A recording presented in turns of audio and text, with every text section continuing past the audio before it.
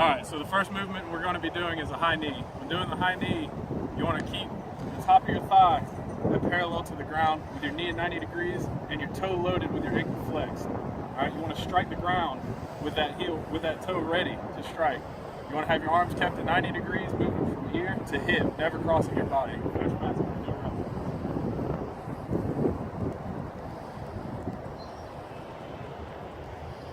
The next movement we're going to be doing is butt kick. Doing the butt kick, you want to have good posture. You want to keep your chest up and your eyes forward. You want to bring your heel to your butt every step. Make sure you take as many steps as you can before you get through that 10-yard line. You want to keep your arms at 90 degrees, moving from ear to hip. Coach Ellis is going to do a rep for us.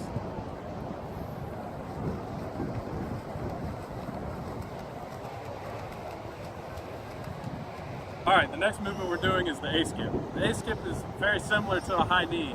Alright, when you get the top of the thigh to parallel, you want to strike the ground violently to propel yourself up. Alright, the toe is still loaded, the ankle is still flexed, you still want to keep your arms at 90 degrees going from ear to hip, but you want to strike down to move forward. Coach Bainey's going to do a rep for us.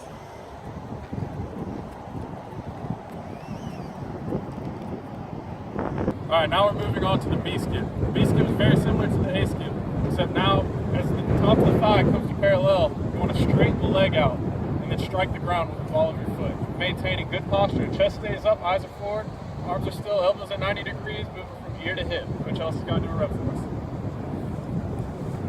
Chest stays up, straightens the leg, strikes the ground.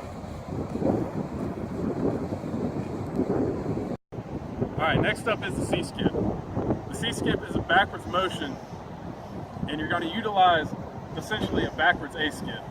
So you're going to bring that thigh up to parallel, you're going to strike the ground, and immediately with the same foot, opening the hip, bring that thigh back up to parallel with the knee out away from the body. You're going to bring the foot back down to the center and just switch legs and repeat the same motion. You're going to go forward and then out to the side repeatedly until you get to the end of the target. You want to open that hip up on the second leg raise.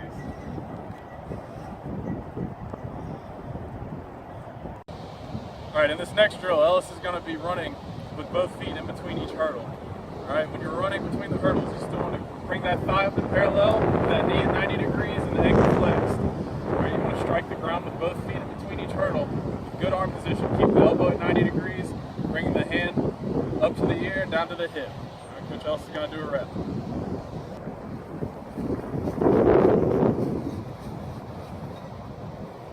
The next drill is going to be pogo jumps over the hurdles. Matt is going to be jumping in between each hurdle with landing with both feet at the same time. You still want to maintain good posture with your hips forward, your chest up, and your eyes forward. Alright, you want to jump and strike the ground both at the same time, immediately holding your toes up as you strike the ground ready for the next round.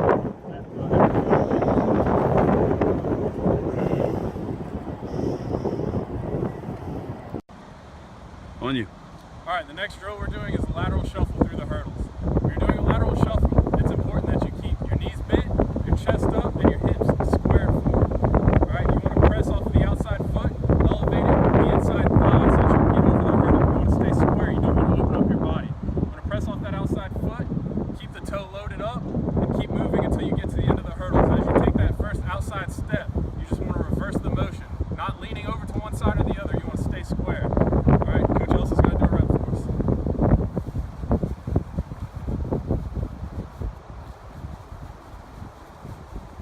Next up, we're going to perform the 10-yard sprint.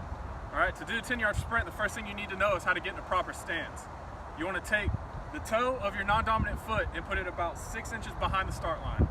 From there, you want to take your dominant foot and put your toe in line with the heel of your front foot. You want to take your thumb and forefinger and put it on the very front edge of the line, just like Matt's doing right now. Alright, from there, you want to have your hips up and loaded and have as much forward lean as you can, because you want to be able to explode out of the gate. Alright, when Matt's ready, he's going to perform the 10-yard sprint, running as low, fast, and violent as he can, covering as much ground with each step as possible. Alright, it's on you, Matt. The next drill we're going to be doing is the pro agility drill. So when you're setting up for the pro agility drill, you want to straddle the line, and whichever direction you're going to go, that's which hand is going to be on the ground. So if you're going to the right, your right hand is going to be on the ground. Alright, to start, you want to drive off of that left foot and cover as much ground as you can with the right foot. You want to get to that first line. You want to take up as much of that line as possible without going into the green area, with the outside hand and foot touching the ground together. From there, you want to explode out, keeping your center of gravity as low as possible until you get to the other line. Again, touching with the outside foot and hand in that spider position. From there, you want to accelerate through the finish as fast as possible. All right, Ellis is going to perform a full speed rep. Wide stance, finish. All right, the next drill we're gonna do is the Elco drill. So when starting the Elco drill, you want to assume the same starting position as the 10-yard sprint. You'll be tight to the line with a lot of forward lean. From there, you want to drive out, cover this 5 yards in as few steps as possible. You want to cover up as much of that line with your right hand and right foot as you can. You want to drive back out towards the starting line with the same foot and hand, touching the line in the same turn. Drive back out to the 5-yard line, take a tight turn around that cone, the figure 8 around that cone right there, and then your last turn you want to stay as tight to that cone as possible and finish as close to the inside cone as you can, accelerating through 5 yards. And now Matt's going to give us a full speed rep of the Elco. Wide stance, tight turn, figure 8, tight turn, finish.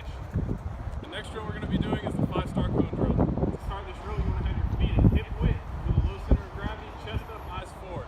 You want to start by buzzing your feet. When I say go, you're going to open up at 45 degrees until that outside foot is behind that first cone. Then you're going to immediately burst back to that center cone, keeping your feet buzzing. And then you're going to repeat that process through the rest of the cones until you get back to that center cone after the 4th one. Then you're going to finish by sprinting forward. All right, now Ellis is going to perform a full speed rep on my go.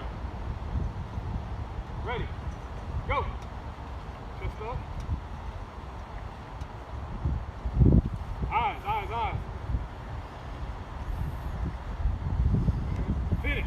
All right, now we're going to perform the snatch. The snatch is a total body explosive movement, so you want to think vertical and violent when you're performing the snatch. All right, you want to approach the bar with a good athletic stance. You want your feet about hip width with your pinkies out on the rings of the bar. You want to have a wide grip. All right, you want to stand up with the bar. You want to have your hips forward, chest up, and eyes up. All right, to initiate the movement of the bar, you want to keep your shoulders back. You want to break at the hips. You want to push your hips back until you get a good hamstring stretch. From there, you want to redirect the bar by moving explosively up. You want to extend the ankle, the knee, and the hip. From there, you want to get a big jump and shrug. All right, you want to use the arms as levers to get up over your head. And from there, you want to get your hips back down with your heels down in an athletic catching position. Feet not too wide, not too close. Same position you started with. All right, you want to lock out the rep, stick your head through, and stand up with the bar. Ellis is going to perform 3 reps.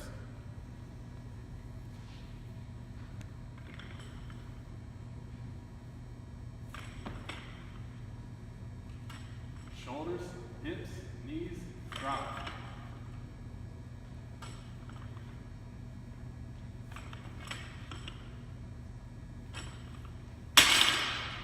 You ready? Now we're going to be performing the clean and jerk. To set up for the clean and jerk, you want to have your shins up against the bar with your feet in athletic position, no wider than hip width. You want your hands just outside of your shins. You want to lower your butt down and keep your chest up in a good athletic position when you're on the bar.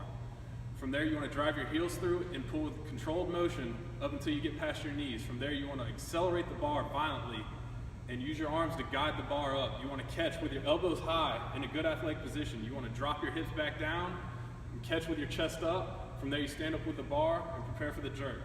For the jerk, you keep your elbows up high, you bend at the knees, sink your hips down, and then accelerate the bar up, using your arms to get the bar up overhead. From there, you immediately drop your hips back down in a good athletic position with the chest up, catch the bar overhead, and stand up to lock the rep out. Now Matt's going to perform a rep for us. So shins are on the bar, butt is down, chest is up, controlled pull, accelerate to catch, good elbows, bends at the knee, at the hip, overhead. Now he's going to perform 3 full speed reps.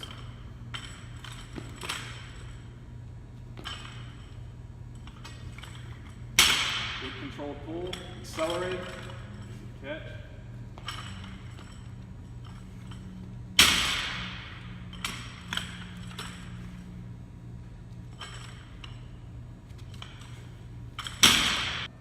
Now we're going to be performing the bench press. To set up for the bench press, Mark's going to lay flat on the bench. You want to maintain 5 points of contact. Both feet, your hips, your shoulders, and head.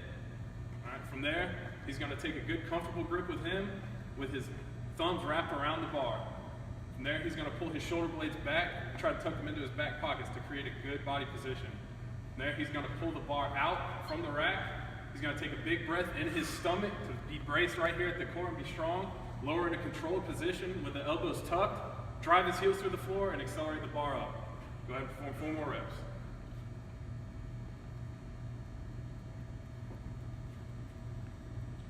Drive your heels, drive the bar up.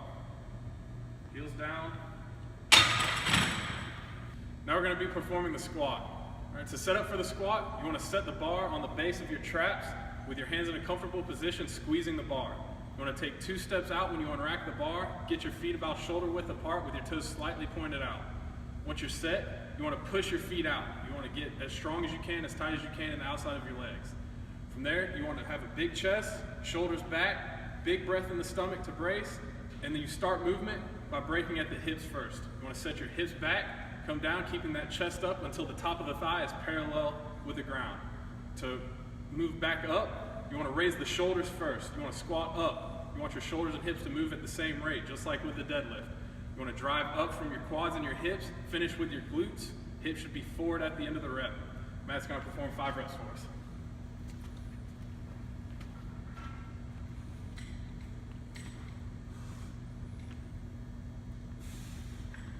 Hips first. Shoulders and hips come up at the same rate.